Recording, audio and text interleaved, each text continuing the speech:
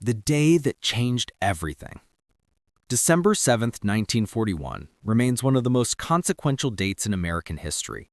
On that quiet Sunday morning in Hawaiian Islands, the United States Navy's Pacific Fleet lay at anchor in Pearl Harbor, a natural deepwater harbor on the southern coast of Oahu. The sailors, soldiers, and airmen stationed there had no idea that within hours, their world would be transformed by fire, steel, and the devastating reality of total war. This is the minute-by-minute account of how that morning unfolded, from the first radar contacts to the final bomb drops, and how a surprise attack lasting less than 2 hours would propel America into World War II and reshape the entire 20th century. The attack on Pearl Harbor was not a spontaneous act of aggression. It was the culmination of months of meticulous planning by the Imperial Japanese Navy, driven by escalating tensions between Japan and the United States over Japanese expansion in Asia and the Pacific. By late 1941, diplomatic relations had deteriorated to the breaking point, with the United States imposing increasingly stringent economic sanctions, including a crippling oil embargo that threatened Japan's ability to continue its military campaigns in China and Southeast Asia. Japanese military planners, led by Admiral Isoroku Yamamoto, concluded that war with America was inevitable, and that their only chance of success lay in a devastating first strike that would cripple the U.S. Pacific Fleet before it could be mobilized for war, giving Japan time to consolidate its conquests and establish a defensive perimeter. But on that Sunday morning, as the Hawaiian sun prepared to rise over the tranquil waters of Pearl Harbor, almost no one in the American chain of command believed that war was imminent, and certainly not that morning. The weekend had brought a relaxed atmosphere to the base. Many officers were ashore for the evening, attending parties or sleeping in their quarters away from their ships. Enlisted men were looking forward to shore leave, church services, or simply a lazy Sunday breakfast. The battleships of the Pacific Fleet, arranged in neat rows along Battleship Row on the eastern side of Ford Island, presented perfect targets, their crews largely unaware that hundreds of Japanese aircraft were already approaching from the north. The hours before dawn, 3:42 a.m. to 6 a.m. At 3:42 a.m. Hawaiian time, more than 3 hours before sunrise, the minesweeper USS Condor spotted what appeared to be a periscope cutting through the dark waters just outside the entrance to Pearl Harbor. The Condor was on routine patrol, one of several vessels tasked with guarding the harbor entrance during the night hours. Ensign R.C. McCloy, the officer of the deck, immediately reported the sighting to his captain, who confirmed the observation. This was no ordinary sighting. Submarines were not scheduled to be in this area, and the object was clearly approaching the harbor entrance.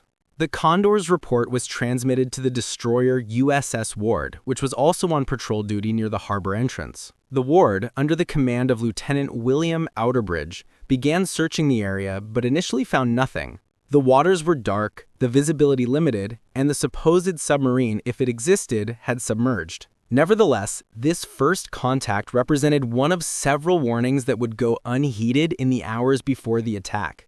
Had the sighting been taken more seriously, had a full alert been sounded, the outcome of the morning might have been different. But in the pre-dawn darkness, with no confirmation and no follow-up contact, the incident was logged and the routine patrol continued. At approximately 3:57 a.m., the destroyer Ward reported that it had lost contact with the suspected submarine and was continuing its search pattern. The Condor proceeded toward the harbor entrance, and at 4:04 a.m., the submarine nets guarding the harbor entrance were opened to allow the minesweeper to enter. This was standard procedure. The nets were opened periodically throughout the night to allow authorized vessels to pass in and out of the harbor. However, in opening the nets, the defenders had unknowingly created an opportunity for enemy submarines to penetrate the harbor defenses. What no one realized at the time was that several Japanese midget submarines were lurking in the waters outside Pearl Harbor, waiting for precisely such an opportunity. These midget submarines were part of a subsidiary element of the Japanese attack plan. 5 two-man midget submarines, each carrying 2 torpedoes, had been launched from larger fleet submarines in the hours before dawn. Their mission was to penetrate Pearl Harbor and attack American ships from within the harbor itself, coordinating their assault with the aerial bombardment that was to come at sunrise. It was a desperate, almost suicidal mission. The midget submarines had limited range and no realistic means of escape once they entered the harbor. But the crews were volunteers, committed to the attack regardless of personal survival, embodying the warrior ethos that characterized the Japanese military at that time. As the submarine nets closed again at 4:58 a.m., at least one of the midget submarines had slipped through into the harbor itself. The others continued to probe the defenses, seeking opportunities to penetrate the harbor entrance. On board the attacking submarines, the crews prepared their torpedoes and checked their navigational instruments, aware that dawn was approaching and that their window of opportunity was rapidly closing. Above them, in the darkness, the waters of Pearl Harbor remained calm, the American warships at anchor showing only their routine navigational lights, their crews sleeping or beginning the early morning watch changes. At 5:30 a.m., the first hints of light began to appear on the eastern horizon. On Ford Island, in the center of Pearl Harbor, a few early risers were beginning their day. The base bakery was already at work, preparing bread for the day's meals. In the officers' quarters and aboard the ships, most personnel were still asleep, except for those standing the morning watch. The base operated on a peacetime schedule, with relaxed security protocols that reflected the general assumption that war, while possible, was not imminent. Air patrols had been reduced to save fuel and reduce wear on aircraft. The battleships were moored close together for convenience and efficiency, with minimal separation between vessels. Anti-aircraft guns were not manned, and ammunition for these weapons was locked in magazines, requiring authorization and time to distribute and load. At 6 a.m., reveille sounded across the base, the traditional bugle call signaling the official start of the Navy day. On the battleships along Battleship Row, the crews began to stir. Morning routines commenced, sailors heading to the mess decks for breakfast, officers checking in with their watch sections, engineers monitoring the ship's power plants and mechanical systems. The battleship USS Arizona, moored next to the repair ship USS Vestal, had a crew of 1,512 men aboard. The USS Oklahoma, moored alongside the USS Maryland, carried 1,354 officers and enlisted sailors. These ships, along with the USS West Virginia, USS California, USS Tennessee, USS Nevada, and USS Pennsylvania, represented the heart of American naval power in the Pacific, each displacing more than 30,000 tons and carrying guns capable of hurling shells weighing more than a ton over distances of 20 miles. The Japanese launch, 6 a.m. to 7:15 a.m. Far to the north of Oahu, approximately 230 miles from Pearl Harbor, the Japanese carrier strike force had reached its launch position. The 6 carriers, Akagi, Kaga, Soryu, Hiryu, Shokaku, and Zuikaku, had turned into the wind, their flight decks alive with activity as the first wave of attack aircraft prepared for launch. The seas were rough, with waves of 12 feet or more, making flight operations hazardous, but the Japanese pilots and deck crews were superbly trained, veterans of years of combat operations in China and intensive peacetime exercises. They worked with practiced efficiency, positioning aircraft on the flight decks, conducting final checks of engines and weapons, and awaiting the order to launch. Commander Mitsuo Fushida, the overall air commander for the attack, climbed into his Nakajima B-5N bomber at approximately 6 a.m. His aircraft would lead the first wave, which consisted of 183 aircraft, 49 high-level bombers, 40 torpedo bombers, 51 dive bombers, and 43 fighters. Each type of aircraft had specific targets assigned. The high-level bombers, carrying 800-kilogram armor-piercing bombs converted from naval shells, would target the battleships. The torpedo bombers, armed with specially modified torpedoes designed to run in shallow water, would attack from low altitude, aiming for the vulnerable underwater hulls of the American ships. The dive bombers would strike at the airfields, cruisers, and destroyers, while the fighters would strafe parked aircraft and establish air superiority over the target area. At 6:15 a.m., with the sky beginning to brighten, the first aircraft roared down the flight deck of the Akagi and lifted into the air. Within 15 minutes, all 183 aircraft of the first wave were airborne, circling above the carrier force as they formed up into their attack formations. Fuchida, looking down from his bomber, could see the wakes of the Japanese carriers cutting through the rough seas, and beyond them, the empty expanse of the Pacific Ocean stretching in all directions. The weather was clearing, as they had hoped, with broken clouds but good visibility. It was perfect flying weather for an attack. By 6:20 a.m., the formation was complete, and Fuchida gave the signal to proceed toward the target. The aircraft turned south, climbing to their attack altitudes. The high-level bombers would attack from 10,000 feet, the dive bombers would begin their dives from 12,000 feet, and the torpedo bombers would descend to just 50 feet above the water for their attack runs. As they flew toward Oahu, the pilots maintained radio silence, communicating only by hand signals and prearranged formations.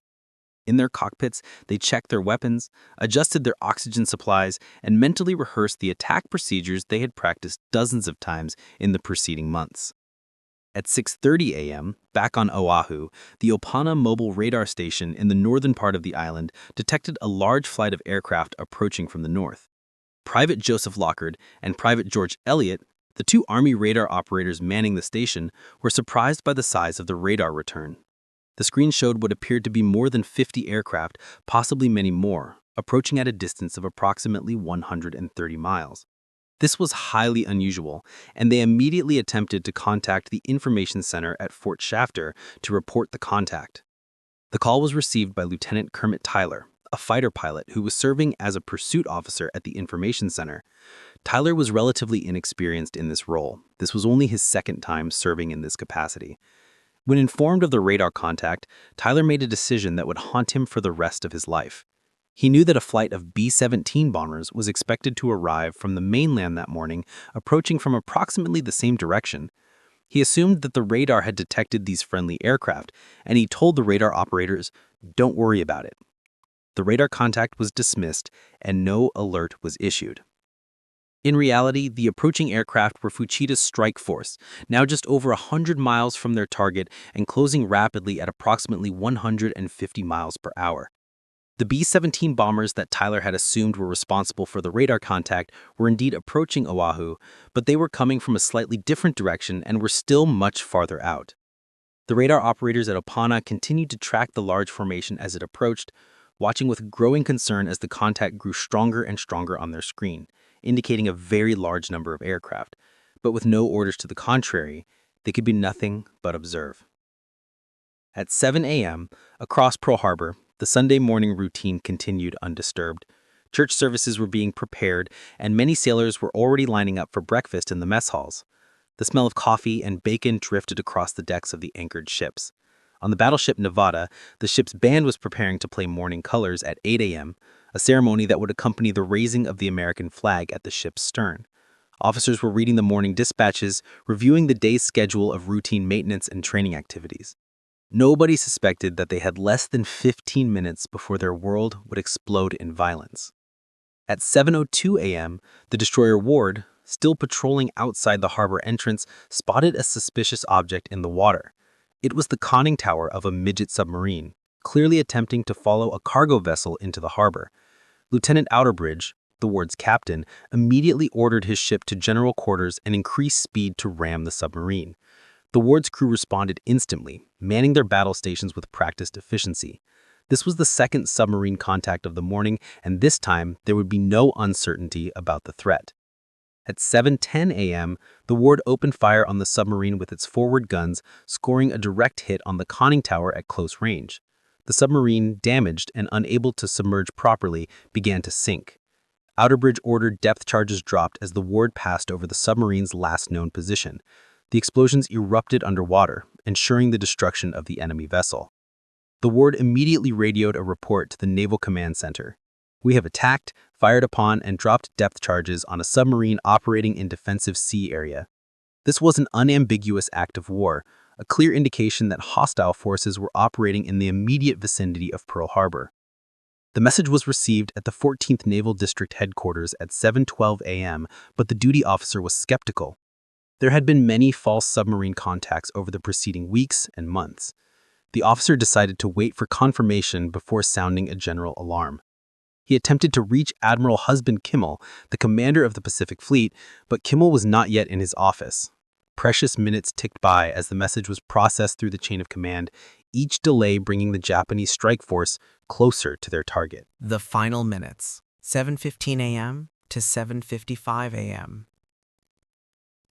At 7:15 a.m., Commander Fuchida's aircraft were now approaching the northern coast of Oahu.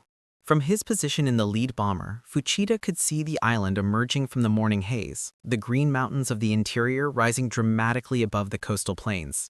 The formation maintained its heading, crossing the coastline near Kikuku Point. As they flew over the island, the pilots could see the patchwork of agricultural fields, the small towns and villages, and the roads winding through the landscape. There was no sign of alarm below, no indication that their approach had been detected. At 7:30 a.m., Fuchida's force passed over the central mountains of Oahu, heading for the southern coast where Pearl Harbor lay. The pilots could now see their objective in the distance, the sprawling naval base, the neat rows of battleships, the airfields with their parked aircraft lined up wingtip to wingtip. Fuchida raised his binoculars and studied the harbor carefully. The American ships were exactly where the intelligence photographs had indicated they would be. There were no defensive fighters in the air, no obvious signs of alert. It was, as the Japanese had hoped, a perfect surprise. At 7:40 a.m., Fuchida's aircraft began their final approach, descending from the mountains toward their attack positions. The torpedo bombers split off, diving toward the water to begin their low-level approach to Battleship Row. The dive bombers climbed to gain altitude for their attacks on the airfields at Wheeler, Hickam, and Ford Island. The high-level bombers maintained their altitude, preparing to begin their bombing runs over the battleships. The fighter aircraft spread out, ready to strafe targets of opportunity and engage any American fighters that might get airborne. On the ground at Wheeler Field, one of the Army Air Force's primary fighter bases on Oahu, approximately 140 fighter aircraft were parked in neat rows in the center of the field. They had been positioned this way as a security measure. The base commander was more concerned about sabotage by enemy agents on the island than about an air attack, which seemed impossibly remote. The aircraft were unarmed, with their ammunition stored in locked bunkers. Their fuel tanks were not topped off, and many were undergoing routine maintenance. In the barracks adjacent to the flight line, most of the pilots were still asleep or just beginning their morning routines. At Hickam Field, adjacent to Pearl Harbor, the situation was similar. Bombers and other aircraft were parked closely together, presenting excellent targets for strafing and bombing. The Army Air Force's newest aircraft, including some B-17 Flying Fortresses and P-40 fighters, stood in rows that seemed almost designed for the convenience of attacking aircraft. In the operations buildings, duty officers were beginning the day's paperwork, processing routine reports and preparing for what they expected to be another quiet Sunday morning. At 7:48 a.m., Commander Fuchida looked down at the peaceful scene below and made his decision. The attack had achieved complete surprise.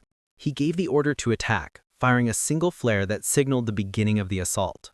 When he saw that some of the fighters had not seen the signal, he fired a second flare. This created some confusion. According to the attack plan, one flare meant surprise had been achieved, and the torpedo bombers should attack first, while two flares meant surprise had been lost and all aircraft should attack simultaneously. Some units interpreted the signal differently than intended, but it made little practical difference. The attack was beginning, and nothing could stop it now. At 7:49 a.m., Fuchida transmitted the code words that would inform the Japanese fleet that complete surprise had been achieved. Tora, Tora, Tora. The message, meaning tiger, tiger, tiger, was received aboard the flagship Akagi, where Admiral Chuichi Nagumo and his staff waited tensely for news of the attack. A cheer went up on the bridge of the carrier. The most audacious military operation in Japanese naval history had succeeded in its most critical objective, achieving total surprise. At 7:53 a.m., the first explosions echoed across Pearl Harbor. The torpedo bombers, skimming just feet above the water, released their weapons against the battleships on Battleship Row. At almost the same instant, dive bombers screamed down on the airfields, their bombs falling among the parked aircraft. The peaceful Sunday morning was shattered by the thunder of explosions, the rattle of machine gun fire, and the roar of aircraft engines. The attack on Pearl Harbor had begun. The first wave, 7:55 a.m. to 8:25 a.m. At 7:55 a.m., the first torpedo struck the USS Oklahoma.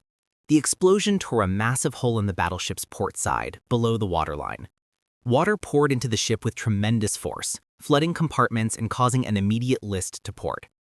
Within seconds, two more torpedoes struck the Oklahoma, then a fourth and a fifth. The battleship, unable to withstand such damage, began to roll over. Sailors poured onto the decks, scrambling to escape as the ship capsized. Many were trapped below decks, and their desperate attempts to escape in the final minutes before the ship rolled completely over would become one of the most tragic stories of the attack. At virtually the same moment, the USS West Virginia was struck by multiple torpedoes. The explosions ripped open the ship's side, and like the Oklahoma, the West Virginia began to list heavily. However, quick thinking by the crew saved the ship from capsizing. Counterflooding was ordered immediately. Compartments on the opposite side of the ship were deliberately flooded to counteract the list from the torpedo damage. This action, taken within minutes of the first strike, kept the West Virginia upright even as it settled into the harbor mud. But the cost in human life was terrible. Many sailors were trapped in flooded compartments, and some would survive in air pockets for days, tapping on the hull in desperate hopes of rescue that would come too late. The USS California, moored at the southern end of Battleship Row, was struck by 2 torpedoes at 7:56 a.m. The damage was severe, and the ship began taking on water rapidly. The crew fought desperately to save their ship, but the California had been caught with many of its watertight doors open as the ship was preparing for an inspection scheduled for Monday. Water spread quickly through the lower decks, and despite heroic damage control efforts, the California began to settle slowly into the harbor. It would take 3 days for the ship to finally come to rest on the bottom, giving the crew time to evacuate but ensuring that the battleship would be out of action for months to come. At 7:57 a.m., the USS Nevada, the only battleship to be moored singly rather than in pairs, was struck by a single torpedo on its port side. The explosion caused significant damage, but the Nevada was a tough ship, and its crew immediately began damage control procedures. Unlike some of the other battleships, the Nevada had been at a higher state of readiness, with its boilers lit and steam available for auxiliary power. This would prove crucial in the minutes to come, as the Nevada's crew made a decision that would make their ship the focus of intense Japanese attention. On Ford Island, at the Naval Air Station in the center of Pearl Harbor, the first bombs were falling among the parked aircraft. PBY Catalina patrol planes lined up near the seaplane ramps erupted in flames as Japanese bombs and machine gun fire raked the area. The wooden hangars caught fire almost immediately, and within minutes the entire waterfront area of Ford Island was ablaze. Sailors ran from the burning buildings, some dragging injured comrades, others rushing to man anti-aircraft weapons. The surprise was complete. Many of the men initially thought the explosions were the result of a terrible accident, perhaps a fuel truck exploding or a plane crash. At 7:58 a.m., the first general alarm finally sounded across Pearl Harbor. The message, "Air Raid Pearl Harbor, this is not drill," was transmitted to all stations. But for most of the defenders, the alarm came after they were already under attack. The evidence of war was impossible to miss. Columns of smoke rising from burning ships and aircraft, the thunder of explosions, the scream of diving bombers, and the distinctive red circles on the wings of the attacking aircraft, marking them unmistakably as Japanese. At Wheeler Field, the dive bombers had arrived at almost exactly the same moment as the torpedo bombers struck Pearl Harbor. The parked fighters exploded in rapid succession, as bombs fell among them. Within 5 minutes, more than half of Wheeler's aircraft were destroyed or damaged beyond repair. Pilots and ground crew ran from the barracks, many still in their underwear, racing toward the flight line in desperate attempts to get some aircraft airborne. But the attack was overwhelming. For every aircraft that escaped damage, 2 or 3 more were destroyed. The few pilots who managed to reach undamaged aircraft found that their planes were not fueled or armed, and the fuel trucks and ammunition supplies were themselves under attack. At Hickam Field, the situation was equally catastrophic. The hangars, workshops, and barracks adjacent to the flight line were subjected to intense bombing and strafing. The large B-17 bombers and other aircraft on the field were sitting targets, and the Japanese pilots pressed their attacks with devastating effectiveness. One hangar received a direct hit from a bomb that penetrated the roof and exploded inside, destroying everything within and causing dozens of men who had taken shelter there. The base operations building was riddled with machine gun fire, its windows shattered and its radio equipment destroyed. At 8 a.m. at Kaneohe Naval Air Station on the eastern side of Oahu, Japanese aircraft struck the seaplane base, destroying PBY patrol aircraft on the water and on the ramps. At Iwo Marine Corps Air Station southwest of Pearl Harbor, Marine Corps fighters and scout bombers were strafed and bombed, with most of the aircraft destroyed in the first minutes of the attack. Across Oahu, at every military airfield, the story was the same. Surprise was complete and the parked aircraft were helpless targets for the attackers. Back at Pearl Harbor, at 8:05 a.m., a catastrophic explosion aboard the USS Arizona changed the nature of the attack. A Japanese high-level bomber, attacking from 10,000 feet, released an 800-kilogram armor-piercing bomb that struck the Arizona near its forward turrets. The bomb penetrated the deck and detonated in or near the forward ammunition magazine. The resulting explosion was cataclysmic. The forward part of the ship simply disintegrated in a massive fireball that shot hundreds of feet into the air. The force of the blast was so tremendous that it was felt across the entire harbor, knocking men off their feet on ships hundreds of yards away. The Arizona sank in less than 9 minutes. Of the 1,512 men aboard, 1,177 were killed, most in the initial explosion. The ship settled onto the harbor bottom with its superstructure still above water, burning fiercely. The flames were fed by oil leaking from the ruptured fuel tanks, creating a massive fire on the surface of the water that threatened nearby ships. The loss of the Arizona would stand as the single greatest disaster of the attack, and the ship's shattered hull would become the most iconic symbol of December 7, 1941. At 8:08 a.m., the light cruiser USS Helena was struck by a torpedo that had been aimed at the battleship Pennsylvania, which was in dry dock. The explosion caused significant damage to the Helena, but the ship remained afloat. Near the Helena, the mine-layer USS Oglala, an older vessel with less robust construction, was so severely damaged by the shockwave from the explosion that it began to sink. The crew was ordered to abandon ship, and the Oglala capsized at its moorings. At 8:10 a.m., high-level bombers attacked the battleship USS Tennessee, moored inboard of the West Virginia along Battleship Row. The bombs caused significant damage to the ship's superstructure, and fires broke out in several locations. The Tennessee was also trapped by the sinking West Virginia, which had settled against her hull. The crew of the Tennessee fought fires and flooding throughout the attack, unable to move their ship to safety but determined to save it from destruction. At 8:15 a.m., at approximately the time when many Americans would have been sitting down to Sunday breakfast, the harbor presented a vision of hell. Battleship Row was obscured by smoke from burning ships. The Arizona was a raging inferno, the Oklahoma had capsized completely, and the West Virginia and California were settling into the mud. Smaller vessels darted between the burning ships, attempting to rescue survivors from the oil-covered water. The sounds of the battle were overwhelming. The roar of aircraft engines, the crash of bombs, the staccato of anti-aircraft fire that was finally beginning to respond, and the screams of wounded and dying men. At 8:15 a.m., sailors aboard the Nevada made a crucial decision. Despite the damage from the torpedo hit, the ship still had power and could get underway. The decision was made to attempt a sortie from the harbor, to escape the confined waters where the ships were trapped targets, and try to reach open sea where the Nevada could maneuver and fight back. It was a bold decision, made in the chaos of battle, and it would transform the Nevada into one of the few bright spots in an otherwise dark morning. At 8:25 a.m., the first wave of Japanese aircraft began to withdraw. Commander Fuchida's bombers, having expended their weapons, turned north toward the rendezvous point where they would reform before returning to the carriers.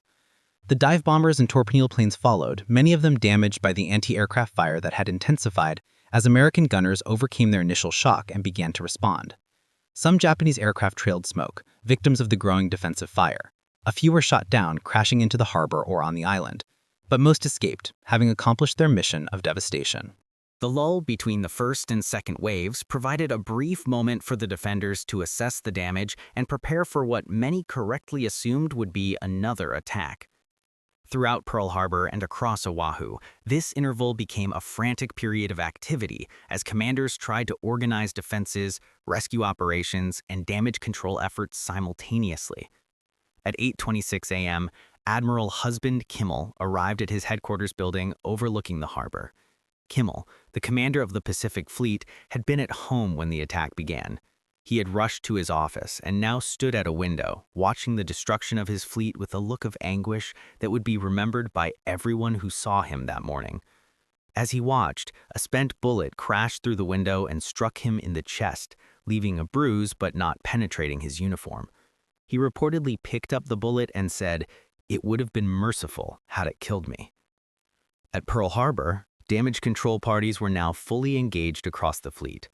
On the battleship Pennsylvania, which was in dry dock and had so far escaped significant damage, crews were flooding the dry dock to provide some measure of protection against bombs.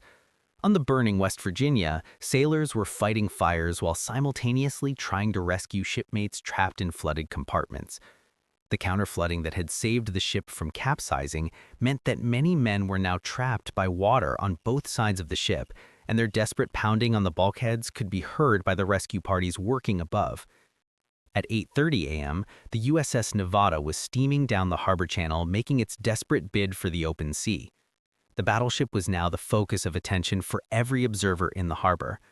As the Nevada passed the blazing Arizona, survivors on other ships cheered the battleship on, seeing in its movement a symbol of defiance and hope. The Nevada's band, which had been playing morning colors when the attack began, was now scattered across the ship at battle stations, but their instruments lay abandoned on deck, a poignant reminder of the peaceful morning that had been shattered just 35 minutes earlier. At the airfields, pilots who had managed to reach undamaged aircraft were beginning to get airborne. At Wheeler Field, Lieutenants Kenneth Taylor and George Welch had driven to Haleiwa Field, a small auxiliary airstrip that had not been attacked.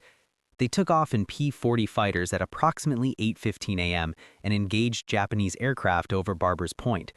These two pilots, along with a handful of others who managed to get airborne during the attack, would shoot down several Japanese aircraft and provide the only successful aerial defense of the morning. Their actions, though limited in scope, demonstrated that when given a chance to fight back, American pilots were more than a match for their opponents.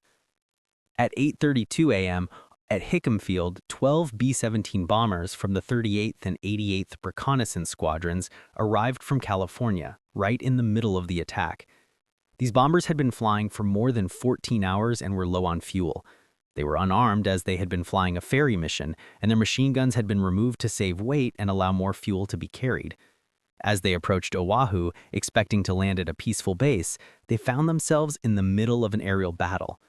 The pilots scattered, some landing at Hickam despite the bombs and strafing, others landing at Haleiwa or even putting down on golf courses and beaches. Miraculously, only one of the B-17s was completely destroyed, though several were damaged. At 8:35 a.m., throughout Pearl Harbor, ammunition for anti-aircraft weapons was now being distributed and loaded. Initially, this ammunition had been locked in magazines for security, requiring authorization to distribute. But in the chaos of the attack, such formalities were abandoned. Sailors broke into ammunition lockers, formed human chains to pass shells and bullets to the guns, and began to create a defensive barrage that would make the second wave's job far more difficult than the first. Some weapons were being fired even before proper ammunition was available. One account tells of a sailor firing a shotgun at attacking aircraft, more as an act of defiance than from any hope of bringing down an airplane.